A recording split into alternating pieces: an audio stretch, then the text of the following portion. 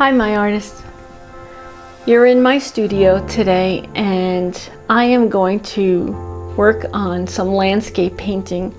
I'm fortunate to have a studio where I'm looking out my window, and I am going to paint with you today and share with you some tips on working with the color set that came in your kit. So some of you have Crayola watercolor sets, some of you have Sargent watercolor sets, and I'm just going to share some pointers with you. I don't really like to use the color right from the paint set.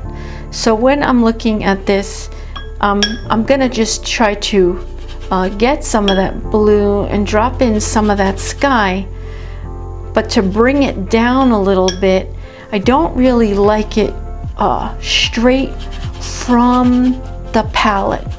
I like to bring it down a little bit, and here I'm thinking about the sky that's gonna come in here, and so I'm just gonna bring in a little bit of color here. And so for this video, I'm gonna let you enjoy the music a little bit, and I'm just going to drop in some color, and hopefully you'll relax and drop in and paint your landscape painting also, and have fun with it.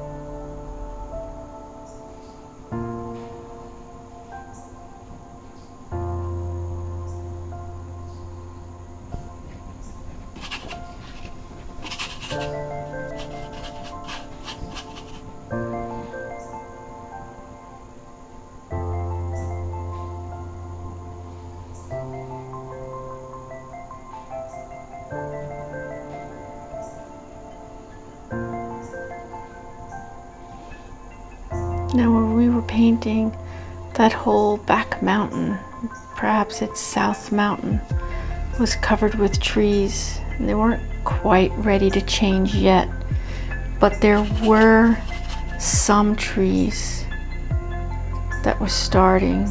And so I'm just gonna put in a little bit of color. And then what I like to do is to blot that out, because green tends to move forward, and we wanna keep that green back. And that's the difference with keeping things in the background and in the foreground. So I'm going to mix a little bit of the orange, and then I'm going to put a few pieces in. But I'm not really going to keep them there too long, because I like that blue-green feeling back there. So I take a paper towel and I kind of just bop it around there. I like the color, how it saturates in there. I don't want too much water on my brush. So I'm going to take it and drop a few more pieces on that wet part. Then I'm going to let it sit in there a little bit. Drop in a little bit of that yellow. Just drop in a few pieces here and there. I'm going to again drop in a little bit of that blue color and put a little bit in the bottom, because the higher pieces in the mountain that goes far and far away gets lighter and lighter. So I'm just going to leave that there. So I'm going to let it saturate into the paper just a little bit, and then I'm going to add some of the mountains that are here.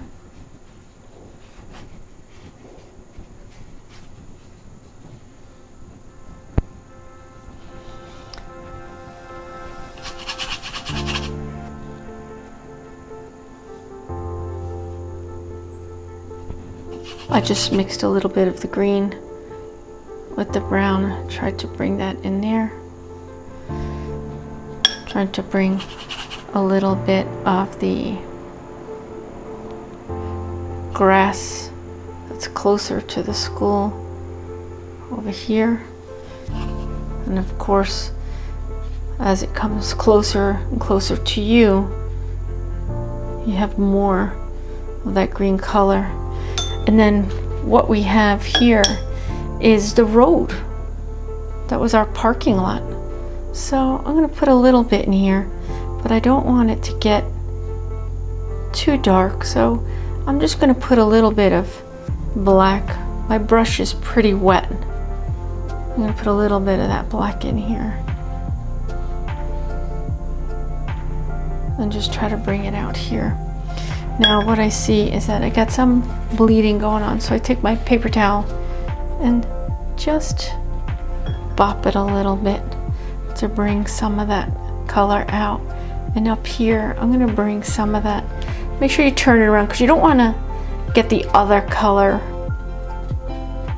the road color, into that sky. And you can kind of see when you get the puddles that are happening in here. And for some of those drips, I really love what's going on in here, and maybe you do too. It looks softer. I like when it starts to bleed. And I did leave a little bit of room here in those mountains up here because I wanted to go back in and just add a very subdued blue gray in there. Now, I'm touching that black a little bit, and some pure watercolor artists will say, oh, never use black. But I don't know, sometimes I feel just a touch is enough. You don't want to put too much because the color and the pigment will dominate the piece, and it's hard to get it back off. But when that part is almost dry, you can go in and put the next layer of the hills. So maybe one is South Mountain, maybe one is North Mountain, maybe I'm painting Highland Lakes up here, I don't know. But you know from living in Vernon that the mountains aren't triangle mountains the same as you see in Colorado, right? We have rolling hills, like the school rolling hills. We have a landscape that really, in foggy days and on fall days, you get to see the hills and the landscape of Vernon in variations of hill shapes like this. Now, when we're done and we're ready to put those trees in, I'm going to take a little bit of my green, the little bit of black gray that I have here, a little bit of that brown, put it back in there. I don't want brown right from the paint set. And now I'm going to my smaller paintbrush, and what I like to do is turn it upside down, and I'm gonna pull. Remember, we talked about those letter Y's. You don't want it to be so perfect, and you're gonna pull down. When I'm painting, that's what I like to do. I like to pull the brush, and you really get a sharpness to that branch, and of course of the tree trunk. Come in there with a little more brown. Remember, change it up, add variations, and put in that tree trunk. And here I'm going to pull down. It's better to make it crisscross and make the branches overlap, and don't make them so perfect. It's more believable. Look outside at the trees near your house. The branches don't all go in the same direction. They crisscross over one another. And so I really want you to think about that. And there are all levels of brown in the tree trunk. There's not just one level in there. So I want you to think about that. I want you to think about the different kinds of trees, because if you're working with a pine tree, there's a different kind of a branch in here, right? They kind of come out.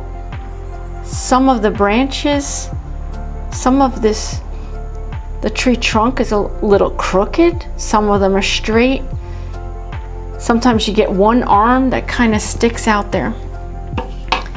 And then when I'm going in next with my greens, I'm gonna go in here and I'm gonna bop some greens in.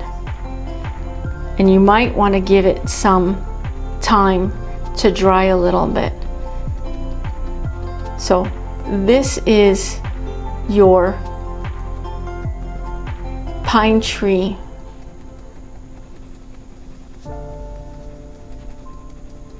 The pine tree effect gives you this kind of a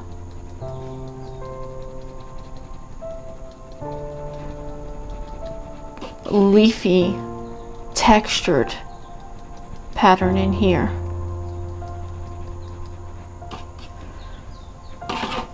And your evergreens will be heavier out here. And in the evergreen, you're not going to see a shift in your color over here. However, in your watercolor for your oak or maple tree, what I'm doing is keeping the brush on the page and keeping little puddles on the page. And perhaps you want to go back to that bigger round brush. Get that green, mix it with a little bit of the brown, black, maybe even just a touch of the purple, and you're gonna put little puddles of color up there.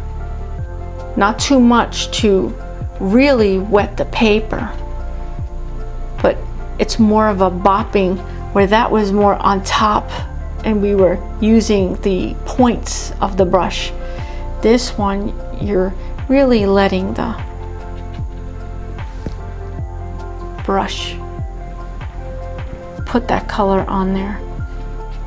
Now, while it is still wet, I'm going to use the wet on wet technique. And here and there, just like the trees that are all the way in the background, I'm going to add a little bit of that orange here and there. I'm going to add a little bit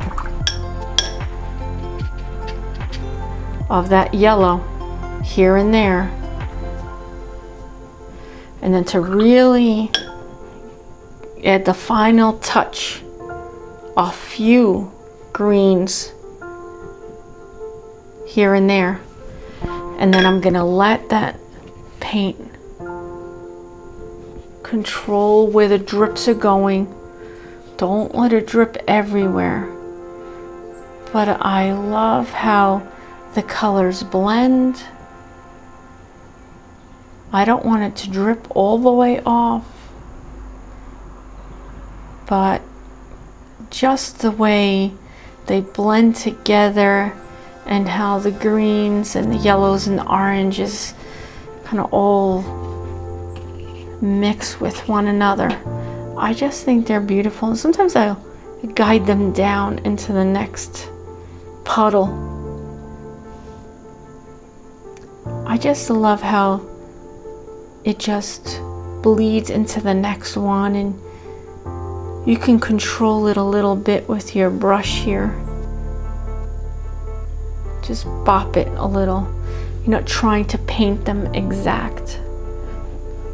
Sometimes I like to blow on it. Sometimes I'll get a blow dryer if I'm really not ready. Sometimes to really get them to drip a little bit more, I'll tap it. But that's what we're doing, artists. Just capturing a little bit of Vernon, New Jersey, especially as we're coming to the end of the summer color in the trees and fall is starting to come upon us. I'll see you next time. Bye, my artists.